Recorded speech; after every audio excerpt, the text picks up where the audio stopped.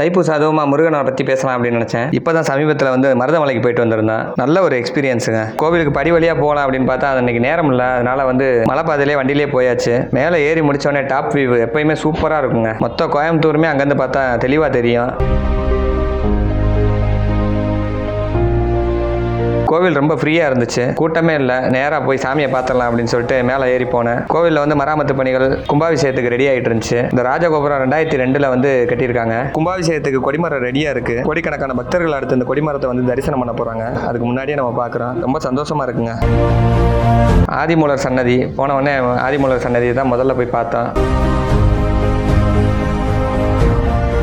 அதுதான் பழைய கோபுரம், பழைய முருகனும் அவர் தான். நல்லபடியாக பார்த்துட்டு சாமியை கும்பிட்டுட்டு அப்படியே நேராக கொஞ்சம் உள்ளே இறங்கினோம்னா பாம்பாட்டி சித்தர் கோவில். நேராக கீழே இறங்கி போனால்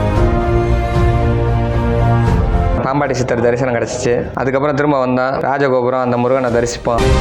நேராக உள்ளே போனால் முருகனை தரிசனம் பண்ணியாச்சு. அப்படியே வெளியே வந்தான். துலாபரம் இருந்துச்சு. எனக்கும் ரொம்ப நாளாக அதில் இடைக்கு இடம் ஏதாச்சும் வைக்கணும் அப்படின்னு சொல்லிட்டு ஆசை. ஒரு நேர்த்தி கடன் போட்டிருக்கேன், முருகன் கொடுக்கணும். பார்த்துட்டு வெளியே வந்தால் பிரசாதத்தை வாங்கிட்டு படியில் உட்காந்து சாப்பிடுவோன்னு வாங்கினது தாங்க தாமசம். மழை அடிச்சு ஊத்துச்சு. செம்ம மழை, வெளியவே போக முடியல. ஒரு வழியாக மழையோட அங்கேயே உட்காந்துட்டோம். நல்ல மழை, சந்தோஷமாக இருந்துச்சு. மழை விட்டதுக்கப்புறம் அங்கேருந்து கிளம்பியாச்சு. நீங்களும் உங்களுக்கு நேரம் கிடச்சிச்சின்னா மருதமலைக்கு போயிட்டு வாங்க. ஏன்னா அது ஒரு நல்ல வியூ பாயிண்ட்டு, மன நிறைவான ஒரு இடமா இருக்கும்.